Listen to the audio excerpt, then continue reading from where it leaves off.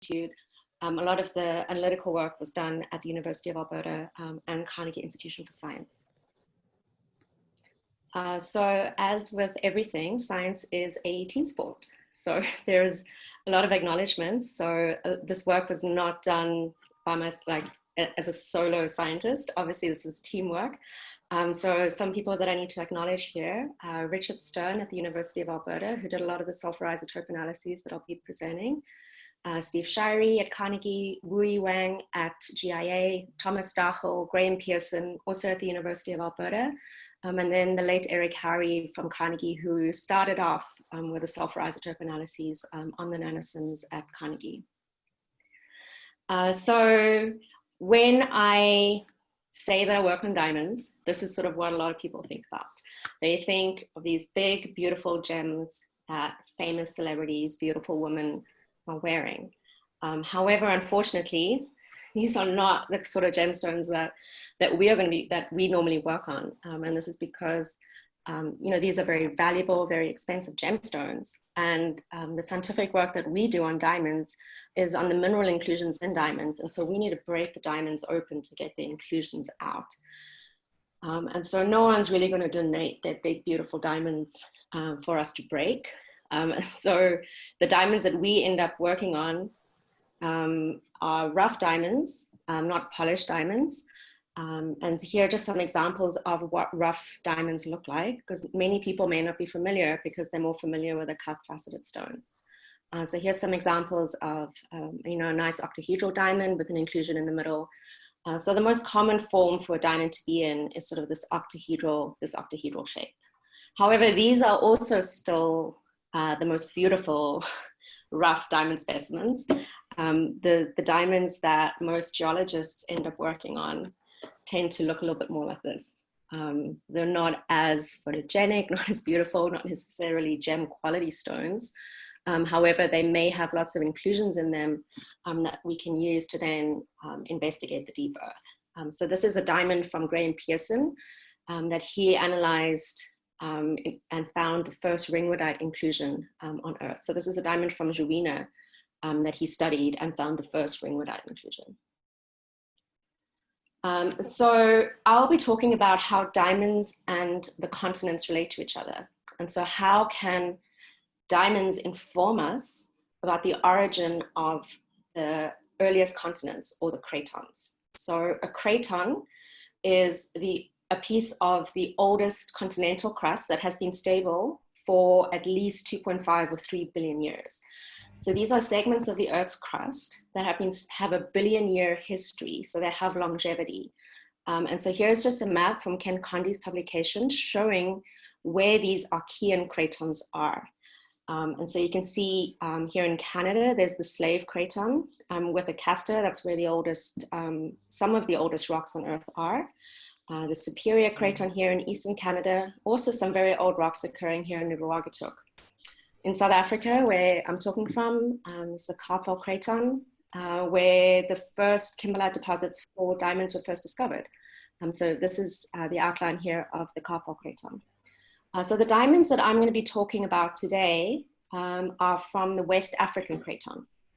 So on the Man Shield here in West Africa. So the Zimi diamonds are what I will be talking about, but I'll also be talking about some diamonds here on the western margin of the Zimbabwe Craton, and I'll also be talking about some diamonds up here from the Slave Craton.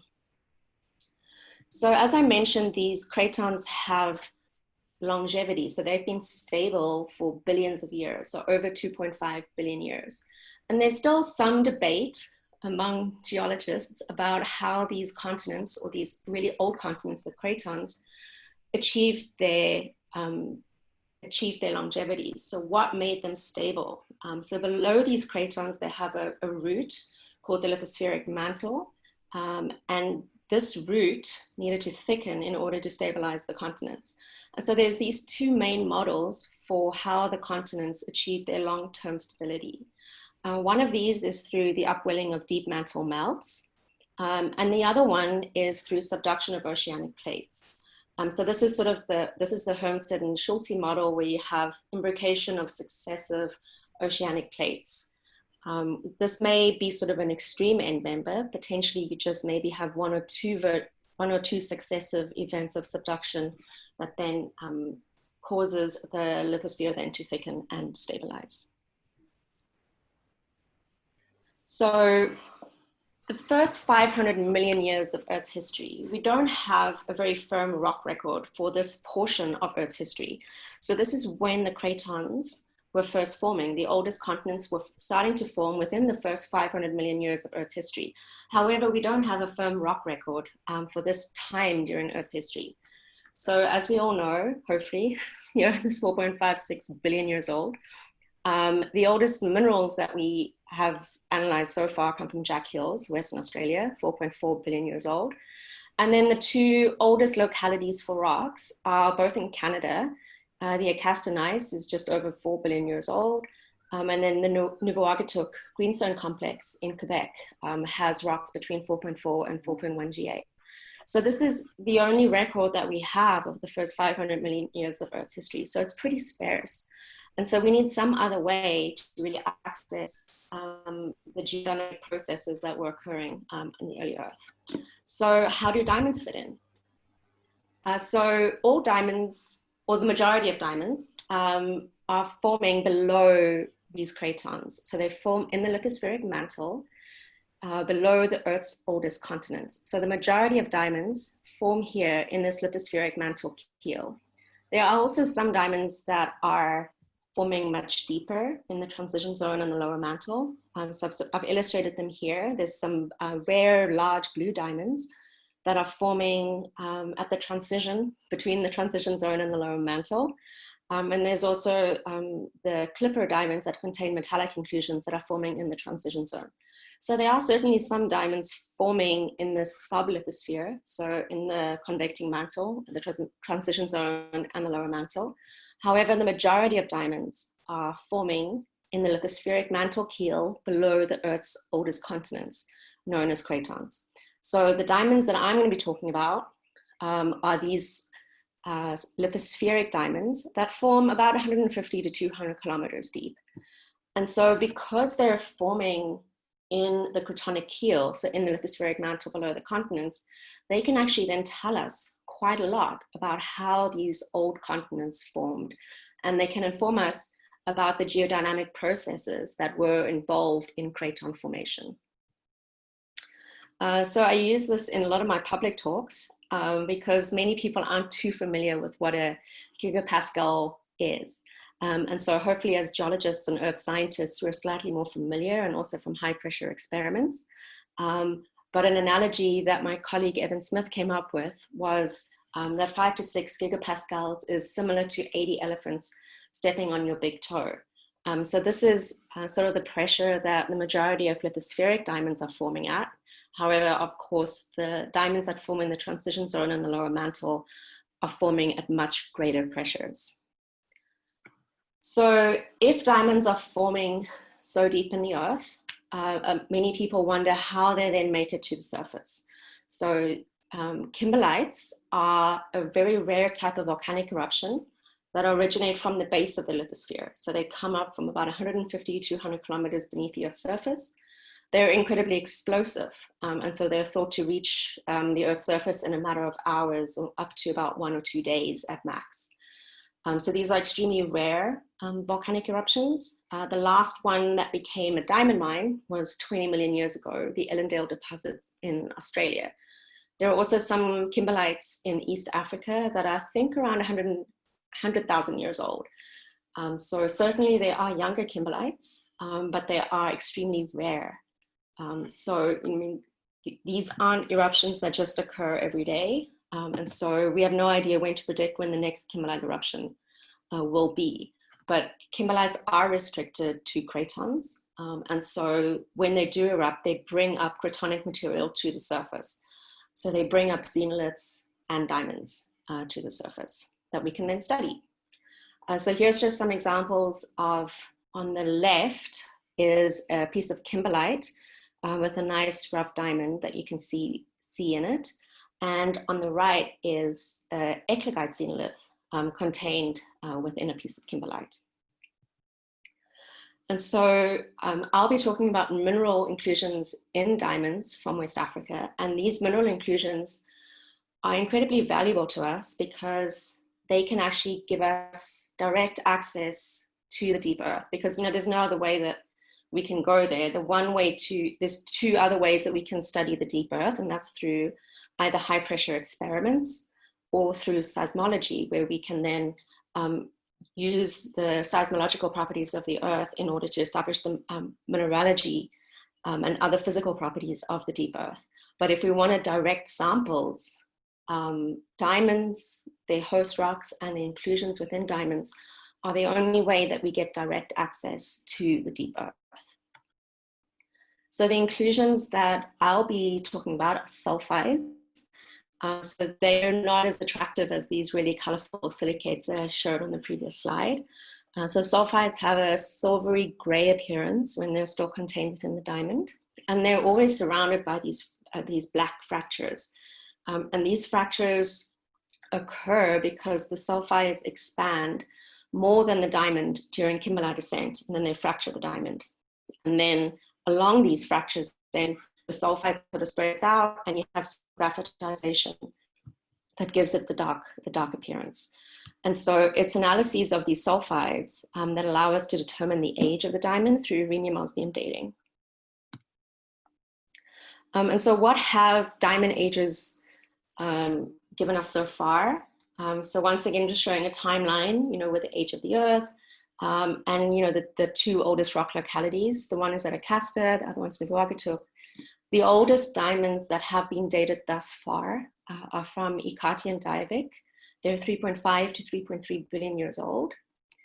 There's also the Kimberley diamonds, 2.9 billion years. So this plot just shows that the oldest diamonds that have been dated were forming before even oxygen had become abundant in Earth's atmosphere. There certainly are also many younger diamonds. Not all diamonds were forming at 3.5, 3.3 billion years ago. And here's some other examples of diamonds forming during the Proterozoic.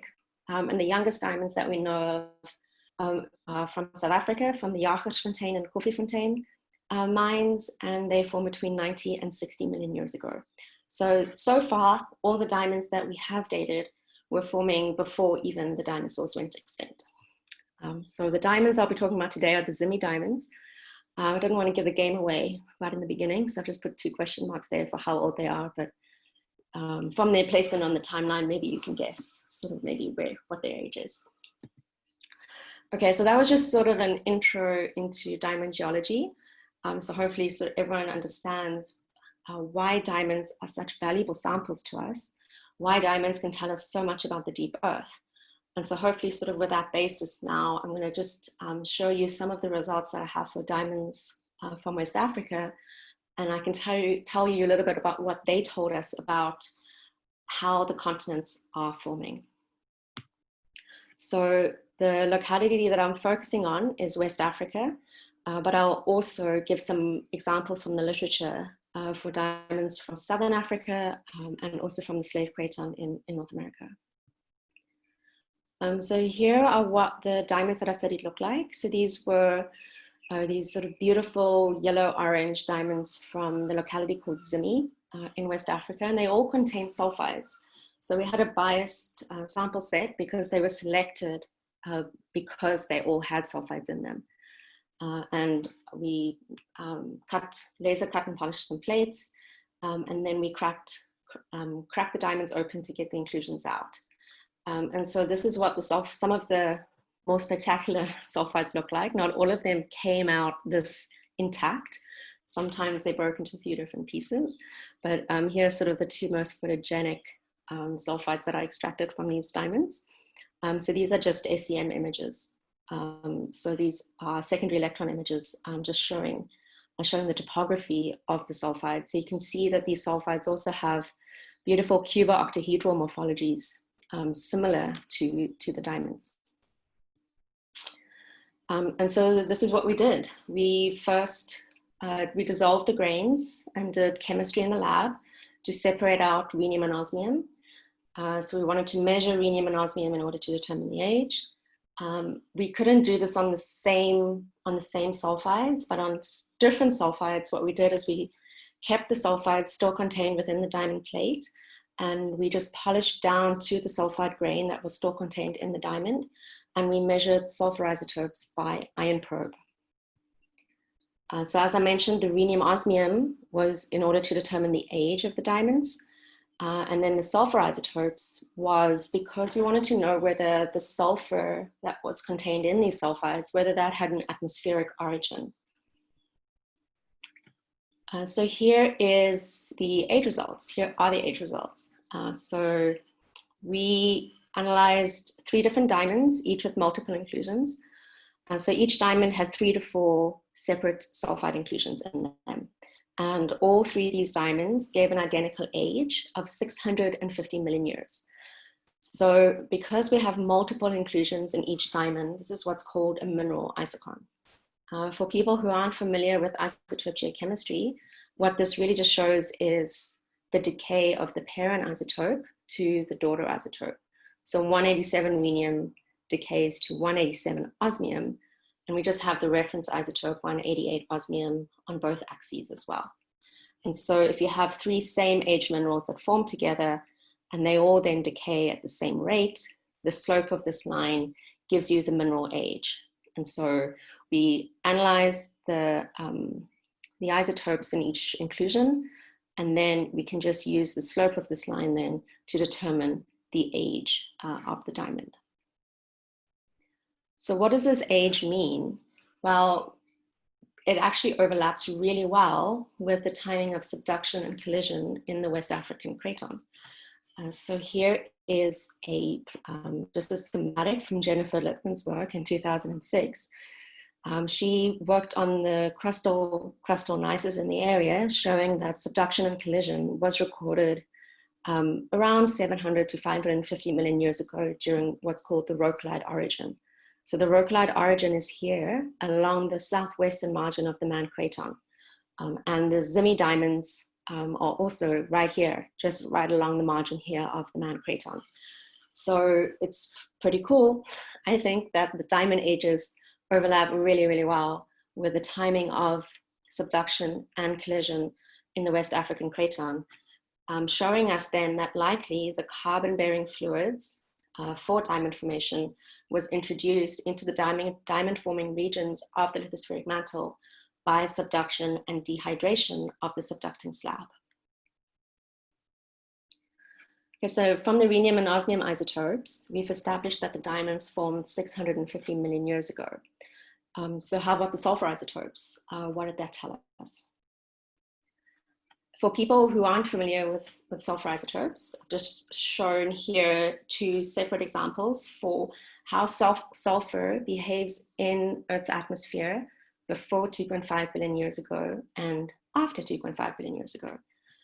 So prior to 2.5 billion years ago, during the Archaean, it's thought that solar UV radiation caused fractionation of sulfur isotopes in the atmosphere. So UV light interacted with the sulfur and caused it to fractionate, resulting in the 33 and 36 sulfur anomalies. After 2.5 and present day, the oxygen in our atmosphere shields the sulfur from any UV interaction. And so in this case, we have no anomalies. So I'm just calling this just unfractionated sulfur. And so in the literature, this is called mass-independent fractionation. So you have this MIF sulfur signature, mass-independently fractionated sulfur isotope signatures in both 33 and 36 in the Archaean atmosphere. So if you ever see a MIF sulfur isotope signature, you can confidently speculate that the sulfur must have originated in the Archaean atmosphere. And then modern sulfur doesn't show the MIF signature at all. So here's some actual data to back up what I've just said. So this is from Tim Lyon's reviews. And so on the red dots here are the 33 sulfur signatures. And so 0 just means there's no anomaly. And then anything that deviates from 0 has this mass independently fractionated sulfur isotope signature. And so you can see that there's a pretty sharp transition between the Archean and the Proterozoic. So the only time that there were these mass independently fractionated sulfur isotope signatures in the geological record is in the Archean. And this signature tends to, starts to disappear around 2.5, 2.3 billion years ago. And since the Proterozoic and Phanerozoic and into the modern times, we don't see that same isotope fractionated signature. And so this correlates, this transition here between the Archean and the Proterozoic correlates really well with the pressure of oxygen in our atmosphere. So it was around this time then that oxygen started to rise in our atmosphere. And there's some, it wasn't an instantaneous process. There was some sort of what they're calling whiffs of oxygen prior to 2.5, but around 2.5, oxygen started to rise in the atmosphere, eventually leading up to the partial pressures that we see today. So for those who aren't too familiar with how these anomalies, the 33 anomalies, are calculated, this is data from James Farquhar. So here are plotted the two different isotopes of sulfur, so 34S and 33S. So these are just the delta 33, delta 34S values. If you plot them against each other, all modern samples fall along this terrestrial fractionation line. So the blue dots, those are sort of where modern samples would fall on Earth. Anything that deviates from this terrestrial fractionation, isotope fractionation line has what's called, I always say this wrong, I'm just going to call it big delta. Some people call it cap 33S. I get a little bit confused with that. So I'm just going to say big delta 33S anomalies. And so that anomaly is calculated based on the deviation from this line. So anything that plots off this line has this big delta 33S anomaly. And then if you just plot that anomaly on the bottom plot now, so now we're just plotting big delta 33S over here. So now we're just looking at the anomalies relative to small delta 34. Okay, so with all of that background on sulfur isotopes, here's my data. So we analyzed the sulfur isotopes in the sulfides that were contained in the diamonds. So we analyzed 6 different inclusions, and all of them showed these mass independent signatures in sulfur isotopes. So all of them have these big delta 33S anomalies. So what I've plotted here in gray is the field for mass dependent sulfur. So those would be if there was either no Archean sulfur or no significant fractionation occurring in the Archean atmosphere, then they would plot sort of in this gray bar. But all the zimisulfides have these fairly large anomalies. So what I've also plotted is the data from the 3 other localities that have sulfur isotope data for sulfide inclusions in diamonds. And so these are from 3 different mines, from Panda, Zhoneng, and Arapa on the Slave, and then the Kapwa Zimbabwe Cratons.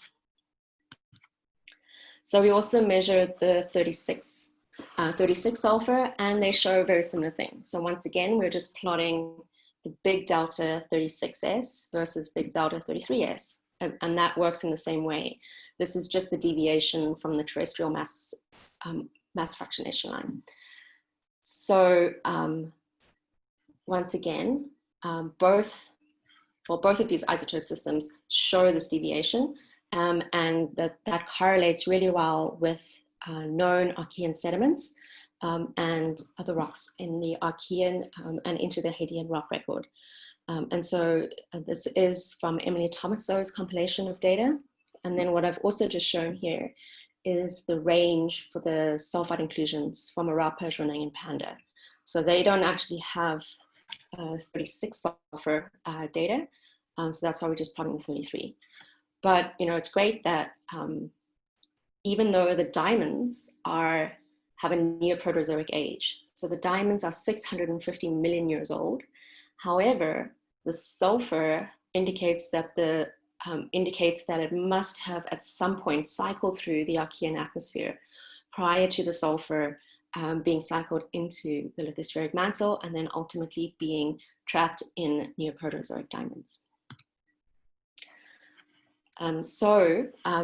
Taking it back to the plot that we had before, the West African diamonds, these diamonds that I studied, show that, well, they all show fractionated sulfur isotope signatures. So at some point, the sulfur must have been fractionated through the Archean atmosphere. So prior to 2.5 billion years ago. Eventually, they were probably deposited on the ocean floor as sediments, and then via subduction, made their way down into the lithospheric mantle keel below the West African Craton. Yes, no, there we go. And so what we say in our paper then is that sulfur isotopes become a very sensitive signature so that we can track different Archean tectonic processes using sulfur isotopes in diamonds. And so if there were subduction taking place during the Archean, we should be able to see that then in the sulfur isotope signature. If, however, there was no significant subduction taking place, then we wouldn't see any fractionated sulfur. We'd only see the mantle composition for sulfur. And so you would have no 33 or 36 anomalies. You would probably just have a mantle signature then if you had no significant subduction taking place during the formation of the craton. So what other evidence is there for Archean subduction in the West African Craton? We're very happy that the sulfur isotopes are telling us this story, but we want to see if this correlates with anything else in the rock record. So we have, in the literature, we found quite a few examples for subduction in the West African Craton. So there are mantle eclogites with Archean ages. There's also TTGs that have Archean ages. And then there's also this significantly older lead age, around 3.5 GA. So all of this together then suggests that subduction during the Archean was a very important process for establishing the West African continental keel. So now I'm going to try to extend this to some other localities. So now I'm just going to show you some of the other mines that have a combined data set of an age date along with sulfur isotope results. And so I'll just point out again where they are on the map. So Urapa and Joneng are here on the western margin of the Zimbabwe Carpal Cratons in Southern Africa. And the diamonds from Ikati are from up here in the Slave Craton in northwestern Canada. So the Panda diamonds from the Ikati mine, they're 3.5 billion years old. That was established through rhenium osmium dating by Carla Westerland in 2006. And so the majority of the sulfides that have been analyzed by Pierre Cotigny showed that they have a mass-dependent signature. So there isn't a strong mass-independent signature in the Panda diamonds. Joneng and Urapa, on the other hand, do show significant mass-independent sulfur. And this is data from James Farquhar and Emily Thomaso, showing that both of these localities, Joneng and Urapa, show significant mass-independent sulfur isotopes. For these mines, there's actually multiple age populations for the diamonds. However, all of them are younger than 3 billion years. So there's none that are significantly older than that. So even though there are multiple age populations for these eclogetic diamonds, all of them are younger than 3GA and they all have mass-independent sulfur. And so once again, just taking it back to the cartoon, so we can say that the Urapa diamonds, Urapa and Joneng diamonds, they're younger than 3 billion years old, and they all have fractionated sulfur. So subduction was likely a very important part of craton assembly in the Carpal Zimbabwe craton. However, these are actually Ikati diamonds. The Ikati and dialectic mines are very near each other, and I always get confused between them. So the Ikati diamonds are 3.5 billion years old, and they mostly have unfractionated sulfur. And so in this case, we can say that likely subduction was not an important process at this time, and that potentially it was more of a plume underplating or more mantle melting, contributing to thickening of the Archaean Cratonic lithosphere. So we've shown now that sulfur isotopes in diamonds combined with the age dating of the diamonds can really inform us about how the continents were thickened and how they then have their long-term stability so that they can be stable for billions of years. So it seems that subduction was more common after 3 billion years ago. Sorry, I went the wrong way. However, the earliest continental crust, so if we go from the diamonds from the slave craton, they're 3.5 billion years old. So likely the earliest continental crust was thickened or formed and then thickened through the upwelling of deep mantle melts. And so the question is then, some people don't necessarily all agree about what's happening in the slave craton at the time of diamond formation of 3.5 billion years ago. So we're saying over here, this is upwelling of deep mantle melts, but whether you believe the story depends what you believe is happening in the slave at this time. So there's a few different models for the earliest slave lithosphere. So Sonia Orbach, there's a lot of evidence showing the involvement of mantle residues. So through mantle melting, and then these residues then thicken then the earliest lithosphere. Jesse Reimink, he's a proponent of crustal formation in an oceanic plateau setting. And then there's also people that invoke subduction and collision and compression in order to then thicken the cratonic lithosphere. So, these are sort of 3 different models for the earliest slave at the time of diamond formation. And so here, sort of 2 schematics for what's happening in the slave at around 3.6, 3.5. And it does seem now that even though there is sort of plume melting involved and we have an oceanic plateau setting for the earliest Hadean crust, that there is subduction invoked around 3.6, 3.5 billion years ago. And Jesse Reimink and Annie Bauer, they showed that from the enriched hafnium isotope compositions in the TTGs, they're also invoking subduction at around 3.6, 3.5. And so what about other cratons? So at least in the slave, there seems to be evidence for subduction-like processes or some recycling happening around 3.6, 3.5. But what about other cratons worldwide? So certainly there is some evidence from the North Atlantic craton and also from the Tarim craton showing that there is 3.6, 3.7 TTGs associated with sort of an arc-like setting. And so potentially some subduction and collision occurring. In other cratons, that's happening much later on. So the Superior, which is really well documented, the Superior Craton in Canada, here's a well-known seismic section for the Western Superior showing successive subduction events occurring, but this was around 2.7. So this was much later on. And in the Pilbara, for example, there's a complete absence of collisional processes prior to 3.2.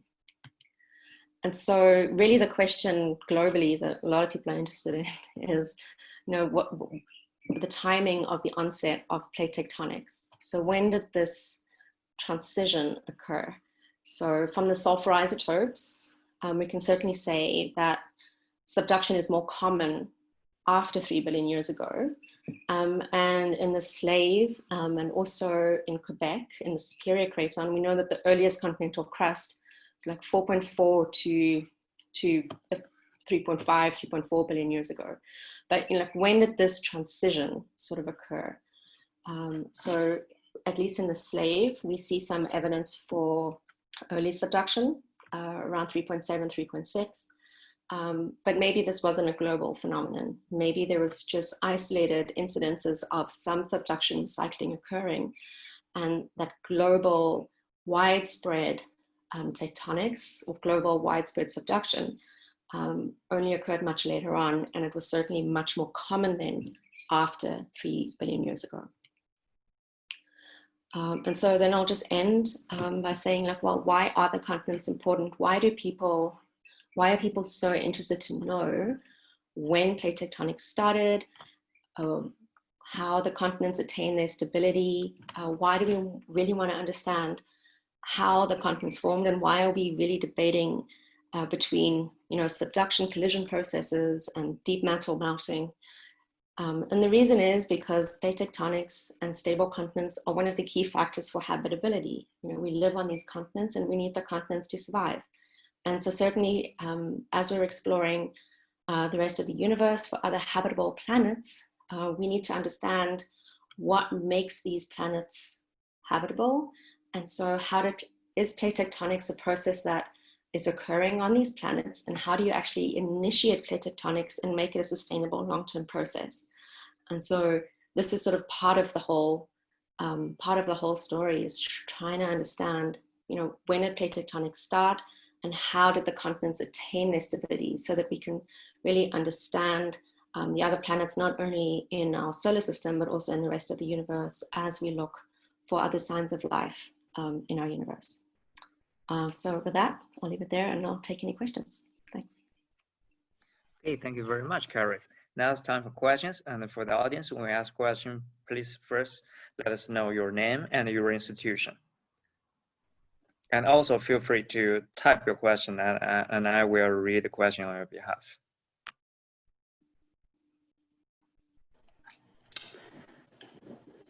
Hi, Karen. This is Huimin Bao from Louisiana. This is like 7 something in the morning.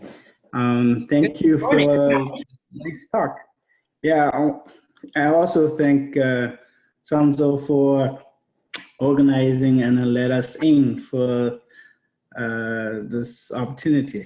This is like we woke up and you have a nice warm Americana black. So this is a very nice talk. I really love it. Very clear. But let me, I have one thing, I have a whole bunch of questions, but the first question I would immediately come out is that, why do you have to, find a diamond? It looks kind of expensive geology. Can you just use the xenoliths? They probably have lots of sulfide in it. You just grab a piece of xenolith and look for sulfide. And why do you have to look for the sulfide in this, diamond? So that's a great question.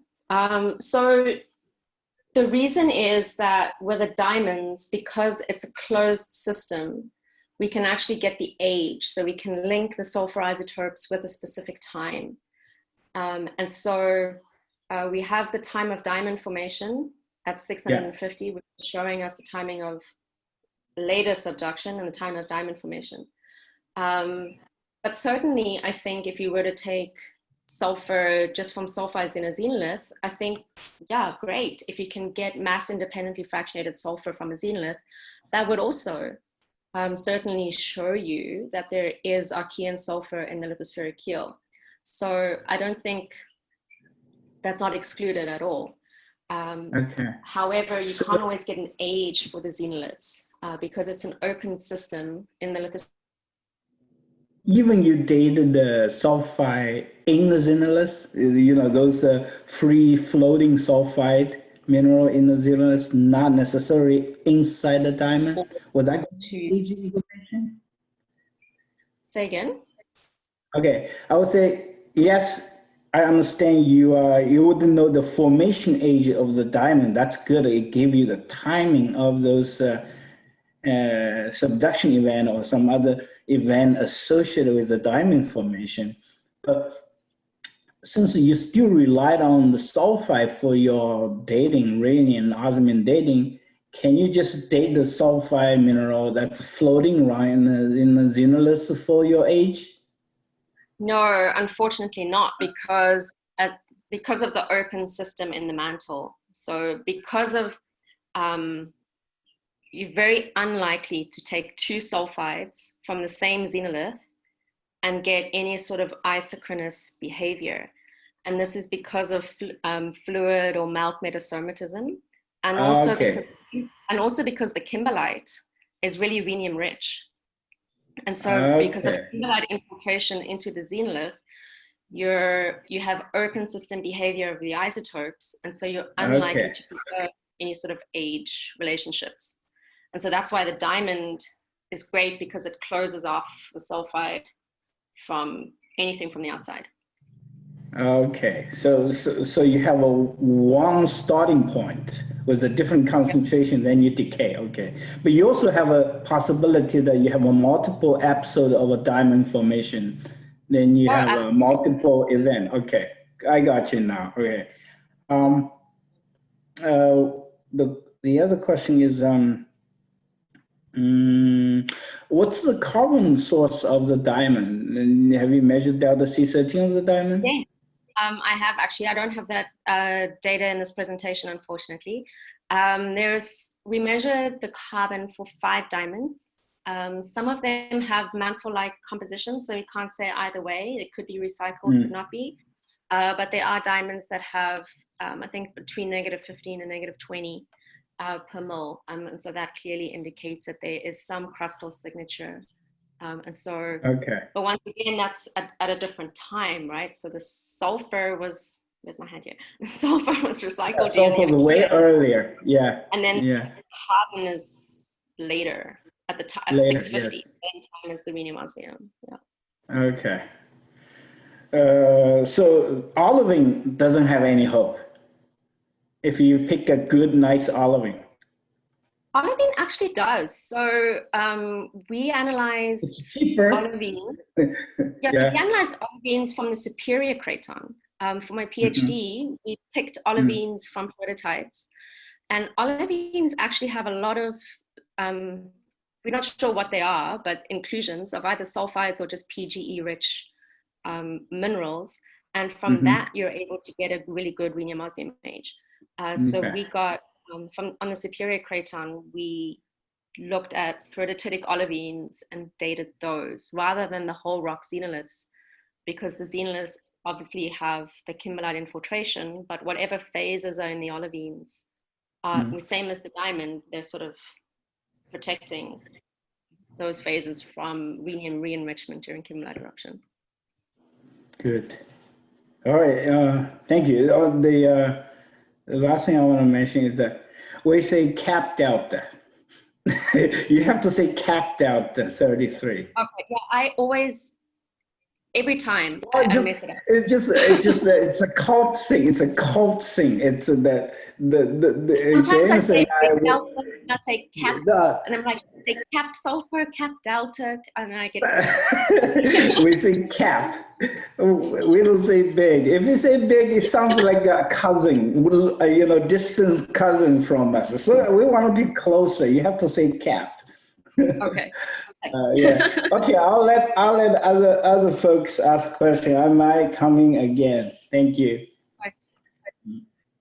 Okay, the next question will be from Lingman. So Lingman, please open your mic. Hi, Karen. Nice talk. And this is Lin from and this is Lin from Chinese Academy of Science. And very nice talk. And I do have a question about the small delta sulfur 34 value. In fact, for the variation of the small delta in the OD sample, it seems much larger than your new measurement. So what's the reason? Is it because of the age or because of the measurement? Let me just go back to the data. Yeah. Move my thing out the way here. So are you asking the difference between mine and the other localities, or can you just repeat the question exactly what the question was for the 34? For the variation of small delta 34, yes, this one. If you look at the early measurement, the oldest diamond, the 3.5 billion, no, 3.5 GA, and the variation is like 20 per mil or 13 per mil, something like that. I need to have a look at that data again, because I now I'm not sure if those were different sulfides or if those are different measurements on the same grain. So I'll have to go back and look at their raw data. But at least for mine, these are repeated measurements on the same sulfide. So these were in situ measurements. I can't remember how Pierre measured his, if he did combustion or if he did in situ as well. But I'm not certain right now whether these are different grains or whether it's the same grain in a different measurement. Yeah, so it seems like the variation is larger than yours. Okay. And okay. But certainly we were pretty pleased that repeated analyses of the same grain, at least, were very consistent with each other. Oh, okay. So that's why we cannot see the variation. So basically you just measure like 6 grains, right? Yeah, just 6 grains, and we just did repeat measurements because we were also trying to see if, because the sulfide isn't exactly homogeneous. So it starts off as monosulfide solid solution, and then as it cools down during kimberlite eruption, different phases exsolve. So you then have slightly more nickel-rich and copper-rich portions of the sulfide dissolving out. And we try to target different areas to see whether there was any internal fractionation that correlates with a major element fractionation. But they didn't seem to be. And so that's why we did so many different analyses on the same grain. It wasn't because we didn't trust the measurement necessarily, but it was because we were trying to see if there was any sort of fractionation that correlates with a major element fractionation. Okay, thank you. And I would say this is, well, I just wanted to jump in and say, this is probably just coincidental that those Zima diamond all have very, close to 0 delta S34 value, while other has some spread. This is probably just coincidence.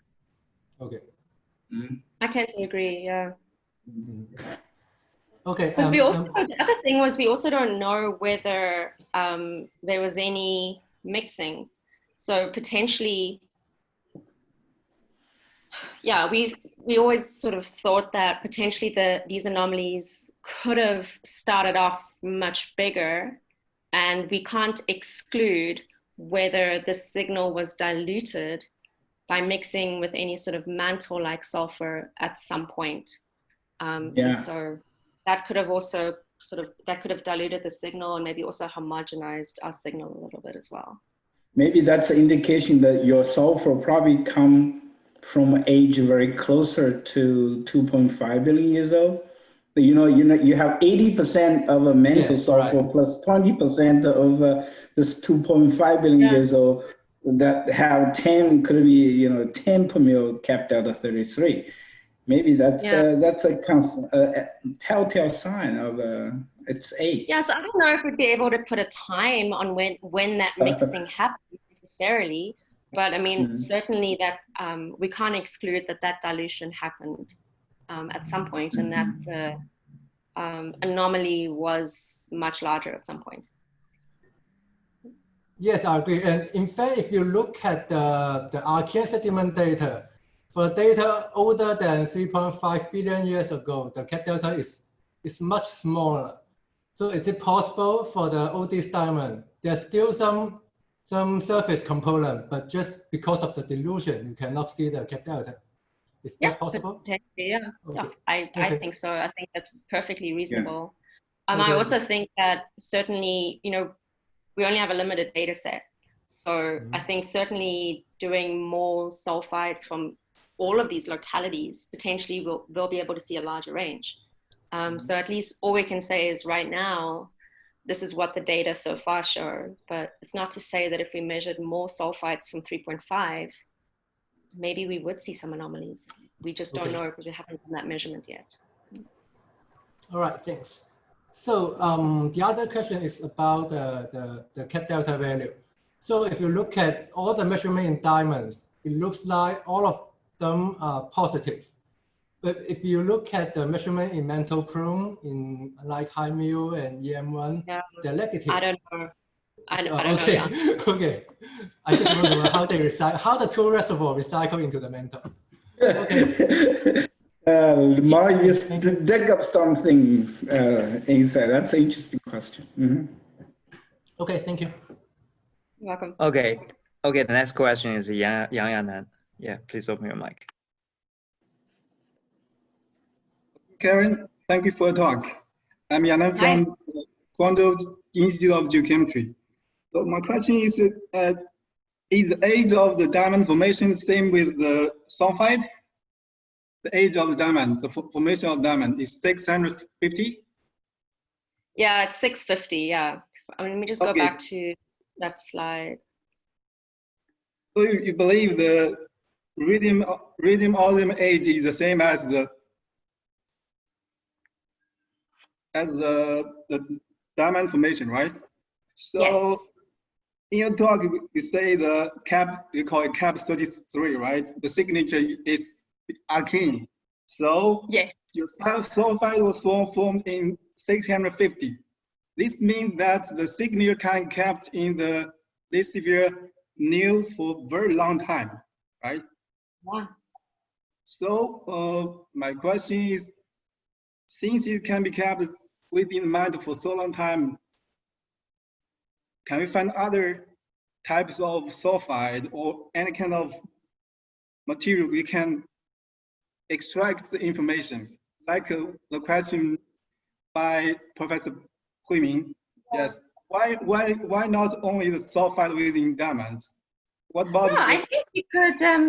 I think we could, if we measured in xenoliths.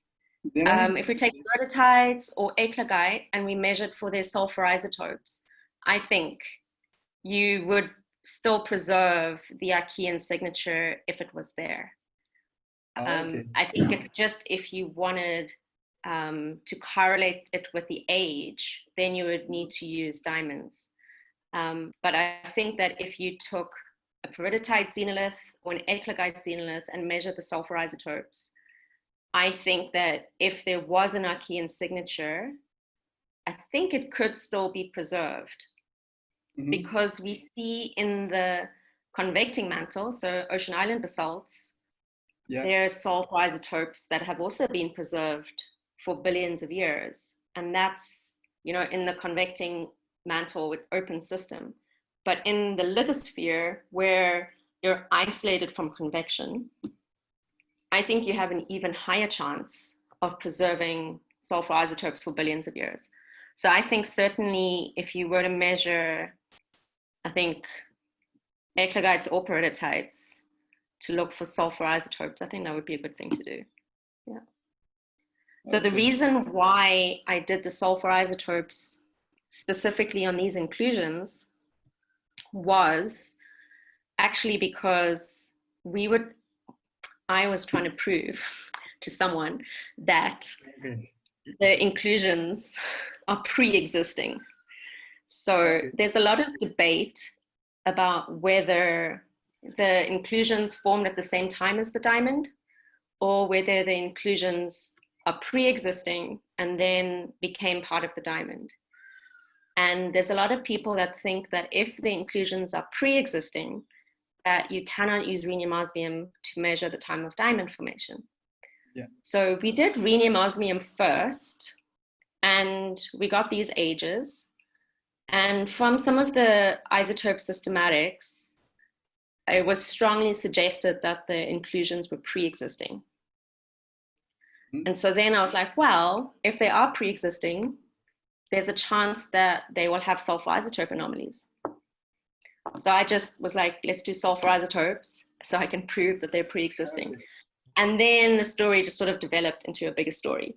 But that's sort of how the project started, was because I wanted to prove to someone that the inclusions were pre-existing and that that's not a problem for diamond dating, because even though the sulfur isotopes were preserved, rhenium osmium gets reset at the time of diamond formation. So they rehomogenize. and then you can still, then you date the time of diamond formation because rhenium osmium is reset essentially. But you'd still preserve the sulfur isotope signature all along. So that's sort of, we sort of went around, the project sort of started from a different angle, and then we just, when we had all the data, then it became sort of a bigger story. Yeah. So another question is about I see in the model, your model is that the rock from the mob, they do not have the cap 36 or 33, right? Why is that? Because it's simplified. It's a simplified model just to sort of show that. I mean, if we have some sulfide included from mob or I agree. PM peridiotes, can we cap some caps 33 or 36? I think ocean. Well, I don't know more, but I know certainly Ocean Island basalts. Yeah. They have. From some Pacific islands, I forget which islands in particular now, but I know there's Ocean Island basalts that do have sulfur isotope anomalies. So certainly if within the source region of those basalts, there's some recycled material, potentially then you would have the sulfur isotope, the fractionated sulfur isotopes erupt with. So I'm not excluding that it is possible. It was just a simplified model to show that in general, this is what the mantle signature would look like. Okay, got it. Thank you very much. You're welcome. Okay. Yeah, Yanan runs the same lab at the Guangzhou Institute of Geochemistry. Okay, so okay. Do we have more questions from the audience? Feel free to open your mic or type your questions. Okay, I'll just keep you try to prove someone that the sulfide was a pre-existed, but that depends on definition, right? Your osmium uranium has been reset. Now, what about sulfur? Sulfur can be reset as well. Then you cannot decide which one is. What do you mean by pre-exist then? Yeah, so there's within the diamond community. There's a term called syngenetic, which means that the inclusion and the diamond crystallize together. Okay. And so your inclusion is dating diamond formation. And this is based on the textures of the sulfides. And I don't think the pre-existing, what we mean by pre-existing is it was in the lithosphere for millions to billions of years prior to any sort of diamond formation. And then at the time of diamond formation, fluids percolated through sulfide-bearing eclogite or sulfide-bearing peridotite. Some partial melting happened, and those minerals were then incorporated into the same fluid or melt as the carbon, and then they co-precipitated together. So that's what we mean by pre-existing. But there are some people that... That's called pre-existing? Okay. I thought that would be genetic. Yeah, so now we're calling it synchronous. So it's like they precipitate at the same time. Yeah, okay, Okay. But they still have syngenetic textures, meaning that they're crystallizing together. But there's some people that still don't fully understand that, and that they think that if it was pre-existing in the lithosphere, and you're dating a sulfide, that they think you're dating the inclusion, you're not dating the diamond, because there's no way that we can actually date the diamond lattice itself, because there's no, because diamonds are so pure, there's nothing in the diamond lattice at sufficient concentrations that you can measure. That's why you need a diversity. You need to have some flaw or impurity to make this world better. So can I just argue that you have a different diamond, and when you take the uranium osmium in the inclusion, they line up in the same isochrome. Is that a good evidence that there was some genetic synchronous? I see what you're saying. If it correlates with a geological event, then I think that it adds credence to the fact that it is an isocron and not a mixing array. So yeah, I also think that because of the open system in the mantle, if you had to take 3 sulfides or 4 sulfides from a xenolith, you're unlikely to get anywhere near a straight line.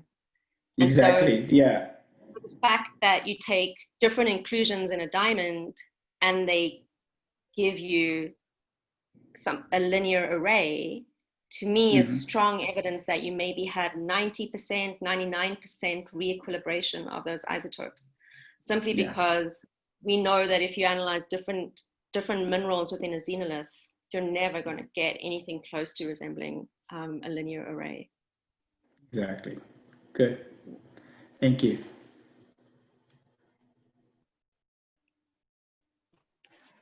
Okay. I think Karen, we can I have one more question? Yeah, sure. Okay. One last question. I checked your paper just now. It seems that your Zemi diamonds are all alluvial ones, right? Yes. So how can we be sure they are co-genetic, different diamonds? But these are 3 different inclusions within the same diamond. So this is one diamond, 3 different inclusions in the same diamond. The other reason is that the diamonds have very particular characteristics. So they're all these yellow-orange diamonds with very particular nitrogen content and nitrogen aggregation. So this is just a form of nitrogen in the diamond. So they all have very similar temperatures. They record very similar temperatures because you can use the form that the nitrogen is in the diamond is a thermometer. And so the diamonds all record very particular temperatures that are very unique. So we're very confident that these are diamonds that formed in a very similar geological environment because these particular diamonds are very rare amongst worldwide diamonds. The majority of diamonds have a completely different form of nitrogen, much more aggregated, and they're much higher temperature diamonds. And so all of these diamonds in our suite have very uniform nitrogen characteristics, which suggests to us that they are all cogenetic. Okay, good. So do you have any idea which kimberlite type do they belong to? No, we do not. Yeah, so there's Koidu is nearby, and so that is the most likely candidate. But there's also not many kimberlites that are of different age. So the majority of the kimberlites in the area have a similar age to Koidu, so they're all Jurassic. So Koidu is an obvious candidate.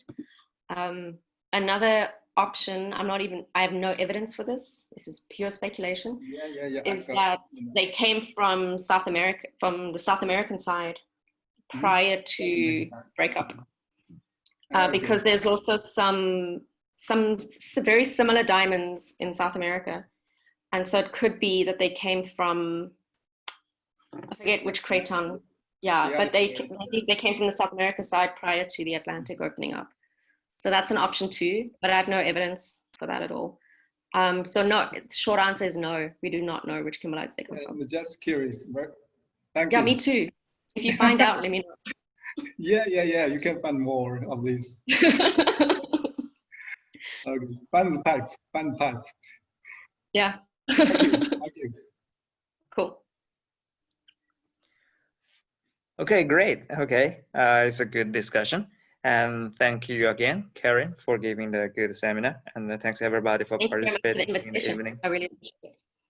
Yeah. And for those of you who did not participate in the seminar, would like to watch what's going on, you could always check our YouTube, including for future talks. And some of the previous talks are already uploaded.